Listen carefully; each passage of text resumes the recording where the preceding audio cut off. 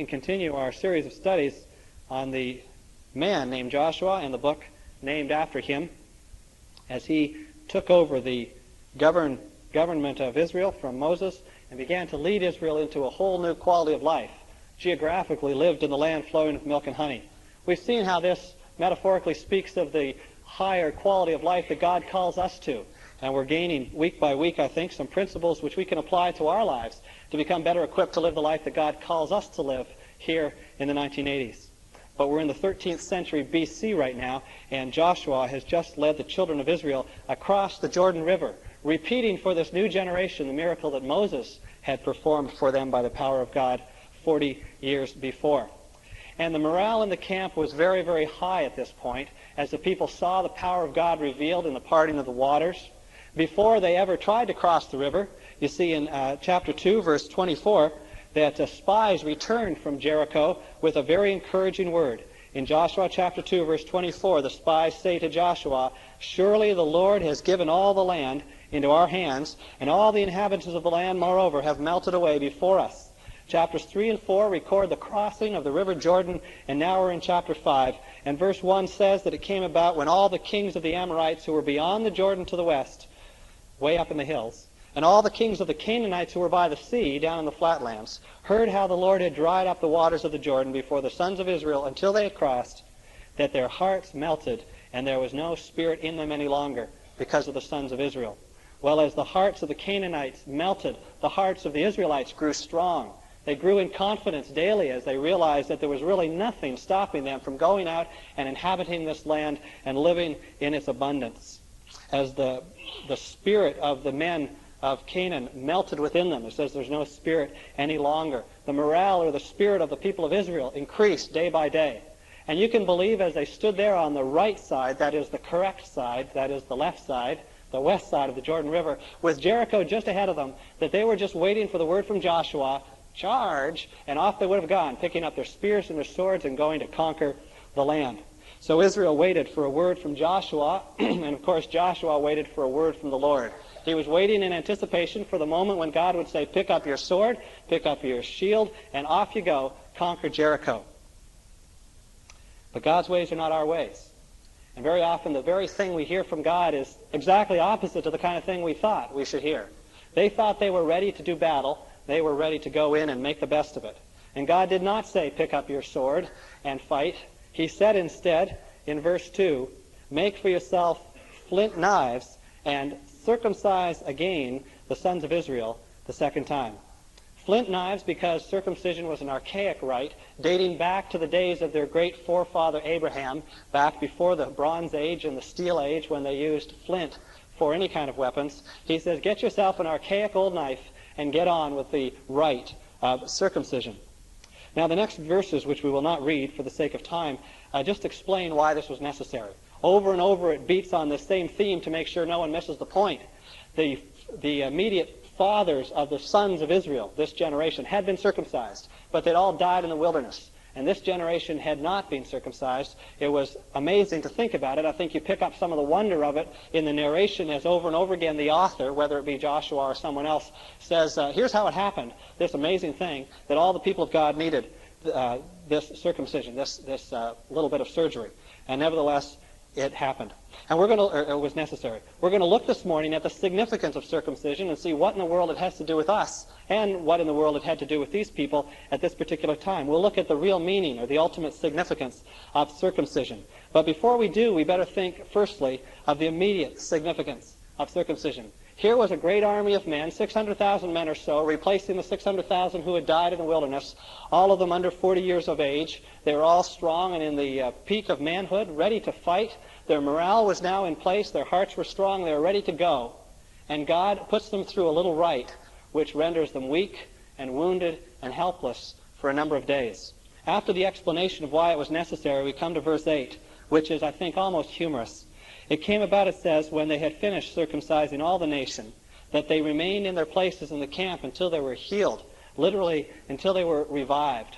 We've got 2 or 3 very painful days ahead for the nation of Israel. After making enough flint knives for the priests to circumcise 600,000 men, which took some time in itself, even if they were really good at this little bit of surgery. Now you've got 600,000 men writhing in pain on their cots in sight of the river of the city of Jericho. It's really quite remarkable. Up until now, the river Jordan has represented the barrier that kept them from inhabiting the land. But suddenly they begin to realize that it meant something else, that, well, it was not only the barrier, but it was their defense. And now they were on the wrong side of the defense, even if it was the right side of the barrier. The barrier was gone and they were free to go. And now they don't want to go. I mean, they don't want to do anything. They all want to die. They're lying on their cots in great pain with no defense between them and Jericho for the space of 3 days. It's possible from looking at verses in the previous chapters and verses in this chapter to see that the recuperation period was 3 days. It took them 3 days to be revived. And we should ask this question. I mean, in terms of the immediate significance of the surgery. Why would it be that God would want them to be entirely weak and wounded and helpless at the very point in their history where what they needed was strength and vigor and the ability to help themselves? Why would it be that God would reduce them to a blubbering group of sore men for these 3 days? For 3 days, they were easy pickings. The men in the castles could have caught wind of what was happening and gone down and slaughtered a bunch of them, and none of them were in the position to help themselves. Why would it be that God would render them weak and wounded and helpless? And it might just be that we'll find an answer to a question we have for ourselves in that. We could ask it this way. Why is it that sometimes God renders us weak and wounded and helpless at times when it seems we need our best strength? Some of you know all about that. There's some of you who have stepped out in obedience in some particular area. You've committed yourself to become obedient in some responsibility, either personal or family or church-related.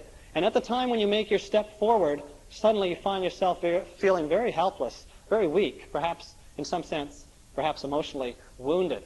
Why would it be that God would disable the entire army at the point when they first needed their strength?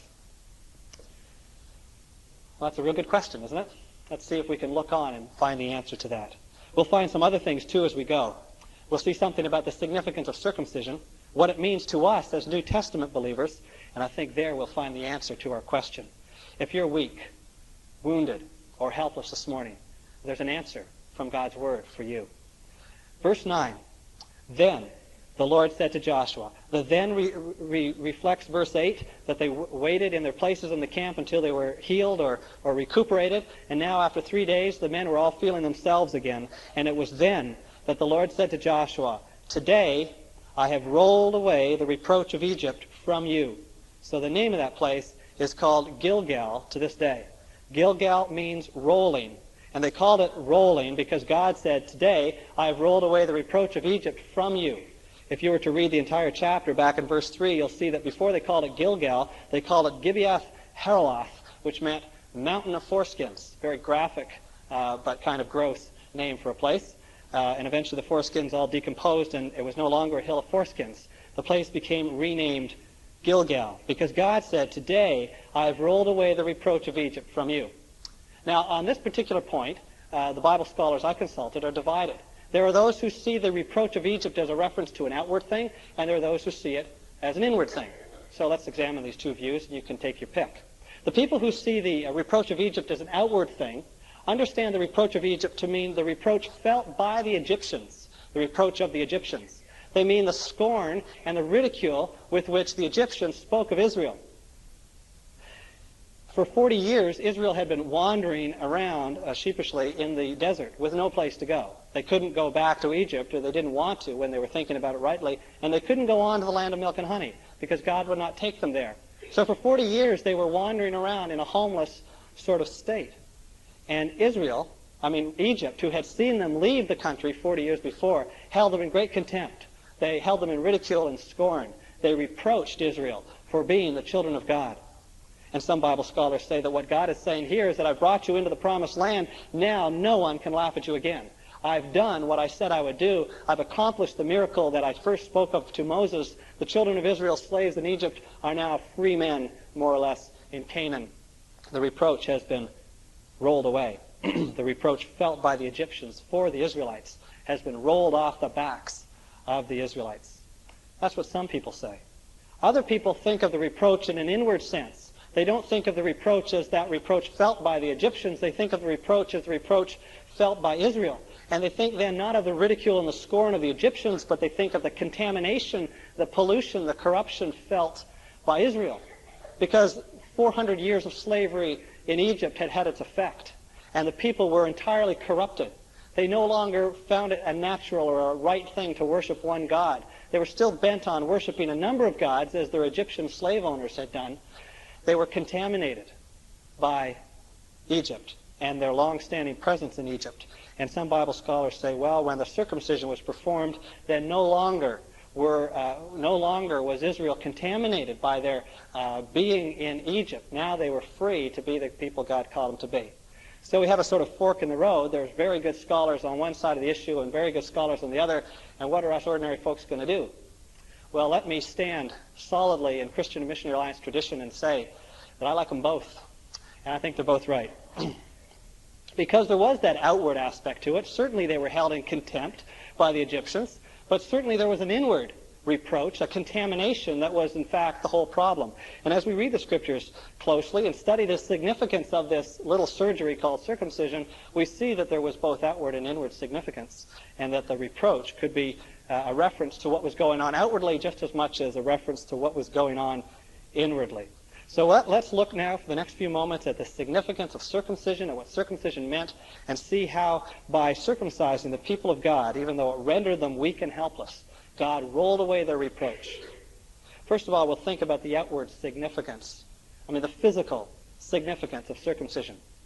It was always God's intention to make a distinction between Israel and everyone else. And circumcision was the outward physical way of doing that. It's going to be hard to get through this without blushing.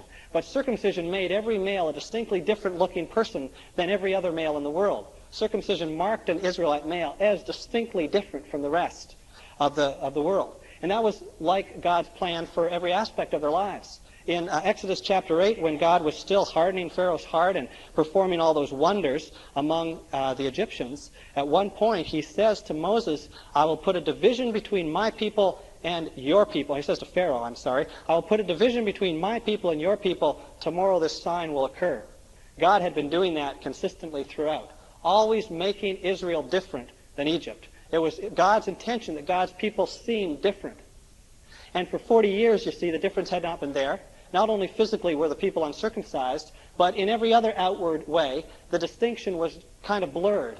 Or if there was a distinction between Israel and Egypt, it was not very flattering for Israel. Israel had stood up strong in the might of the Lord and had gone across the Red Sea into the wilderness, and for all intents and purposes were now wasting their time walking around doing nothing.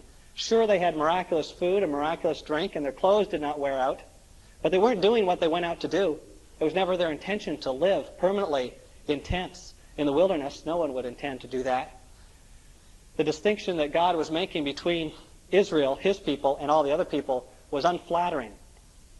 And when God brought the children of Israel back into the promised land, into the land of Abraham, he asked them to undergo the circumcision of Abraham, the covenant rite of Abraham, as if to say, these are my people, the sons of Abraham, and there, look at them, they're in the land of Abraham that I promised to give to Abraham, and now they even look like sons of Abraham. Physically, it's all there now. They are circumcised. They're Abraham's sons. Everything is right. The reproach is rolled away. There is a distinction now. And it's important for us to realize that God always intends there to be a distinction. We're not supposed to look like the other guys. We're supposed to look like God's people.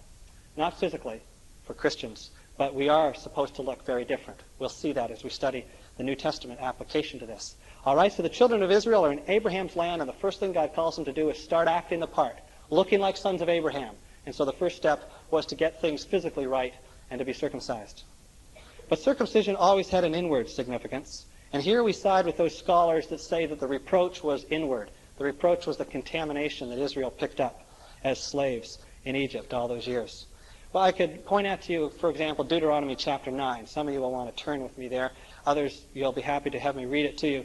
Deuteronomy chapter 9 begins, Hear, O Israel, you are crossing over the Jordan today. They're on the wrong side of the river at this point. You're crossing over the Jordan today to go in to dispossess nations greater and mightier than you, great cities fortified to heaven. Verse 4, Do not say in your heart, when the Lord your God has driven them out before you, because of my righteousness the Lord has brought me in to possess this land. But it is because of the wickedness of these nations that the Lord is dispossessing them before you. Verse 5, it's not for your righteousness or for the uprightness of your heart that you're going to possess their land. But it is because of the wickedness of these nations that the Lord your God is driving them out before you, in order to confirm the oath which the Lord swore to your fathers, to Abraham, Isaac, and Jacob. Know then, it is not because of your righteousness that the Lord your God has given you this good land to possess, for you are a stubborn people. Remember, do not forget how you provoked the Lord your God to wrath in the wilderness, from the day that you left the land of Egypt until you arrived at this place, you who have been rebellious against the Lord. Now we could read on, but we'll stop right there. God said to them before they ever crossed the Jordan, get this straight. It's not because you've done so well in the past that I'm blessing you in the future. You're going in to dispossess the Canaanites because of the wickedness of the Canaanites, not because of your own righteousness. There's nothing particularly righteous about you. That was the message that God was making clear to them all through their wilderness experience. When he circumcises them, he says, today the reproach is rolled away, and circumcision is a minor bit of outward surgery which represents a great radical surgery needed to be done inwardly. There was something wrong with them because of their experience in Egypt and because of everything else. There was something wrong with these people that needed to be corrected. And circumcision outwardly reflected the inward need, the thing that needs to happen to every one of us before we too can go in and possess the land. We can flip over to chapter 12 and look more at verses 12 and 16. 12 to 16, the same thing. This is Deuteronomy chapter 10, verse 12.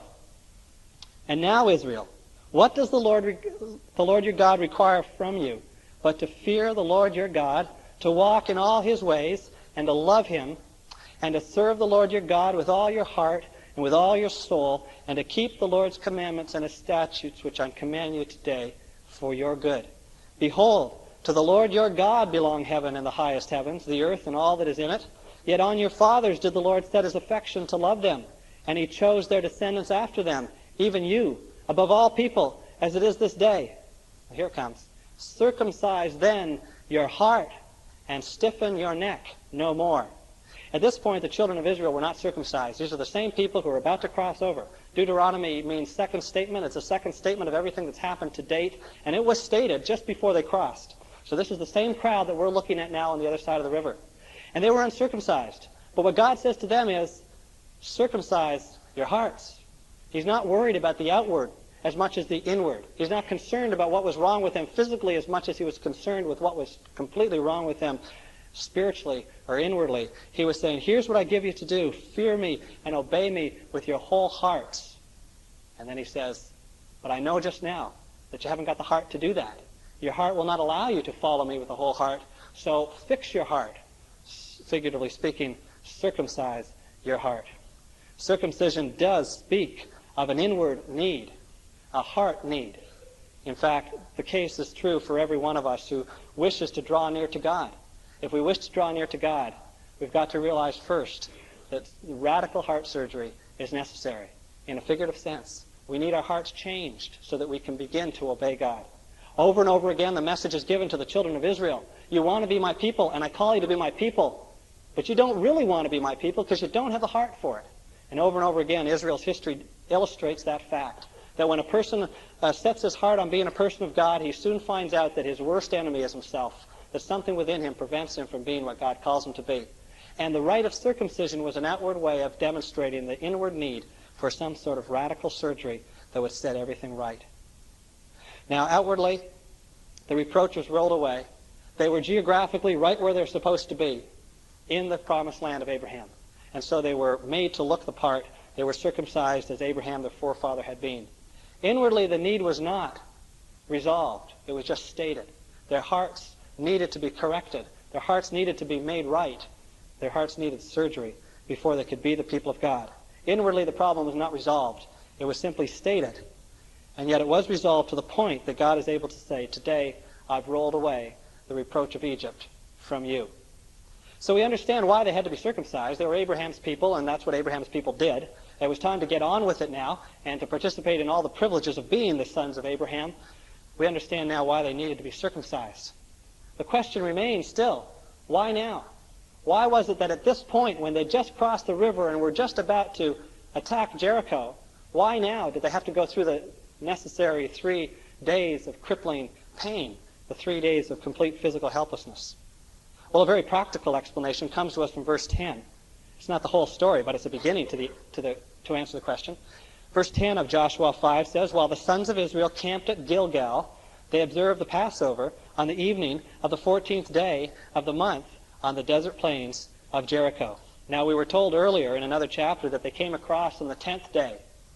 And now, 3 days later, on the 14th day, 4 days later, no, I'm sorry, they crossed on the 11th day. So never mind. They crossed on the 11th day. 3 days later, it's the 14th day. And here's an explanation to why they needed to be circumcised. Because it was the month of April, or in the Hebrew calendar, Nisan, or Nisan. Sounds like a Japanese car. It was the month when they celebrated the Passover. And every male celebrating the Passover had to be circumcised. And if they were to get on schedule and to begin to do the things that God called them to do, well, they had to be circumcised to do it. And it was their privilege now to begin celebrating the feasts. And, 3 days from now, so to speak, the feast was coming up. So they had to be circumcised so that they could celebrate the Passover on the 14th of the month.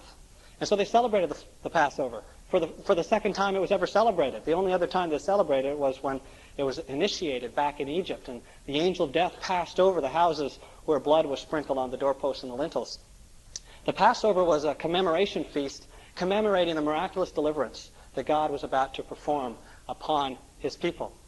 And so they sat down and they ate unleavened bread and they drank unfermented wine and they remembered that God was their deliverer.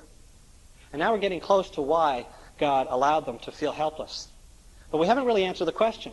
If someone says, why did God insist on them being circumcised just then? And you say, well, because the Passover was coming and they wanted to celebrate it. The guy could come back and say, yeah, but wait a minute. They'd been in the wilderness for 38 years extra. I mean, it was entirely God's doing that he brought them to the crossing in April. He could have waited a month, and then they would have had 11 months in Canaan before they needed to celebrate the Passover. Why was it that he brought them right then so that the first thing they had to do was be circumcised? And we're back to our same question. Why would God allow us at times to become weak and wounded and helpless just because we obey him? Why does obedience sometimes lead us to this feeling of complete inability? Well, I think the real answer that explains the timing, it was flood season, and it was Passover season, and explains the helplessness that God induced upon them. The real answer is this, that whether they saw it clearly or not, it was very obviously the case that Israel was about to embark on an entirely impossible mission. There were 600,000 of them, and morale was high, but they were taking on dozens and dozens of foreign kings, all of whom had fortresses. And the odds always are with the people who've got a fort to fight from. Israel was in the plain with nothing but tents to call their own. The kings were situated behind fortress walls, Jericho as an example. There was really no chance in the world that Israel could be triumphant. They may not have realized that because they haven't taken on any fortified cities yet. The other people they defeated in the wilderness were bands of military men out in the plains with them. They may not have realized it, but they were about to embark on the most impossible mission ever told. And they needed to see that.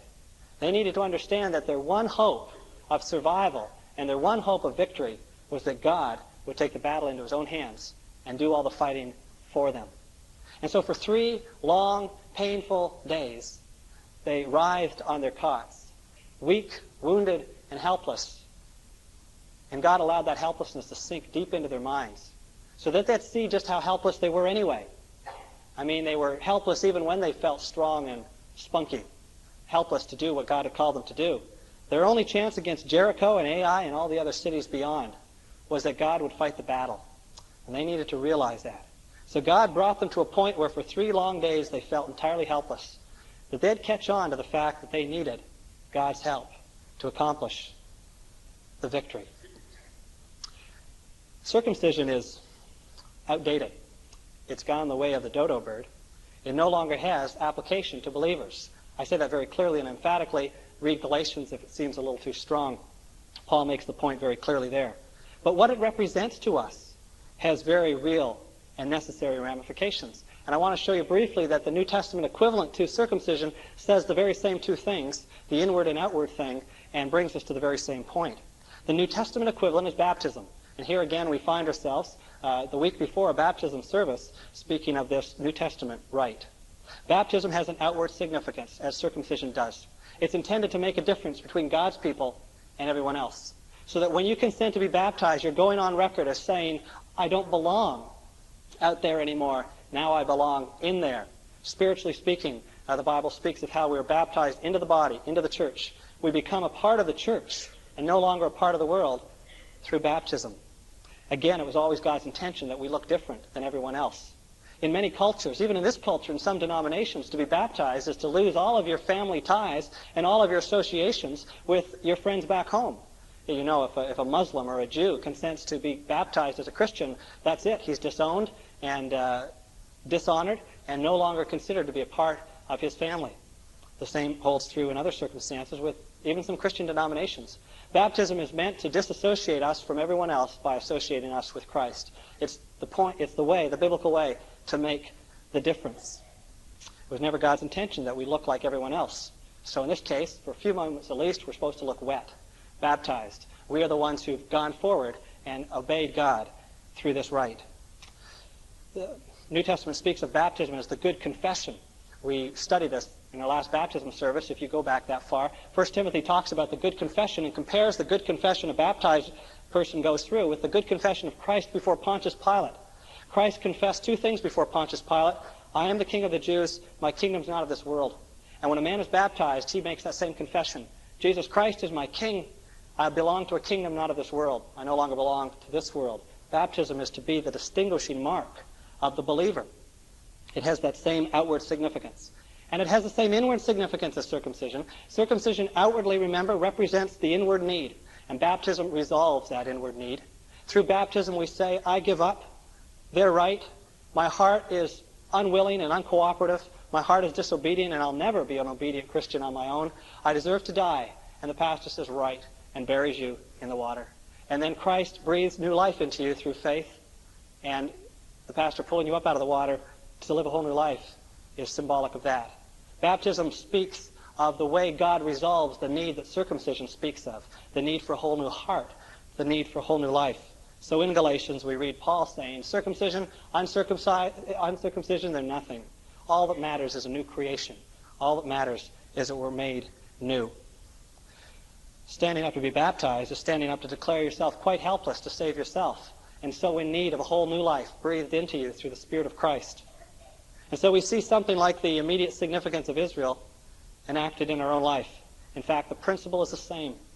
It is the will of God for us at various times to begin feeling very weak, wounded, and helpless. Because it's only when we feel helpless that we understand just how much help we need from the God who promises to be our help. That's not just applicable to baptism and the first moments of a believer's life.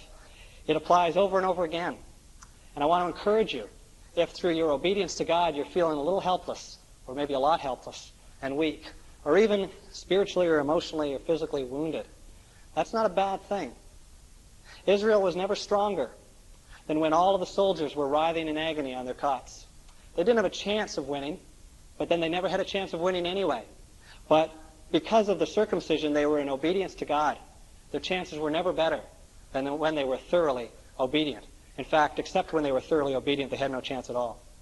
And the same applies to us at every aspect of our Christian life. And so we find Paul talking about the way God allowed him to be weak to the church at Corinth. You know this passage.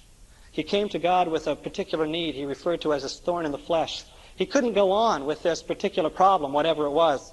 And so 3 specific times he came to God and said, please, resolve this conflict, resolve this problem so that I can get on with the job of living for you. And God said, no. Rather, my grace is enough for you. For power is perfected in weakness. He's saying, Paul, you'll do better feeling weak than you would if you felt strong. So Paul says, most gladly, therefore, I'll boast about my weaknesses so that the power of Christ may dwell in me. Therefore, I'm well content with weaknesses, with insults, with distresses, with persecutions, with difficulties of any sort. I'm well content for Christ's sake. For when I'm weak, then I'm strong. It's when I understand that I can't do anything about this problem that I'm in the best position to conquer, to overcome. Because it's then that I call out to God with a pure heart and say in all sincerity, look, I cannot do this alone. And yet I insist on doing it because it's obedience to you. God gives us things to do. And we begin to accomplish them when we trust him to do them through us. And that begins when we come to the end of ourselves, feeling weak and wounded and helpless. So it wasn't just a nasty coincidence that they crossed the River Jordan in April and needed to be circumcised so that they could be obedient to celebrate the Passover. It was all God's perfect timing to show them the things that they needed to know, because Jericho was just ahead. And behind that, Ai. Behind that, 29 other cities, all of them absolutely unconquerable unless God would help them. In their weakness and their helplessness, they saw they needed God's help. And they never looked so good as they did just then. And we never look better than when we're feeling very weak and in need of God's help. It's then we stand the best chance of conquering. Let's pray. Thank the Lord for his help.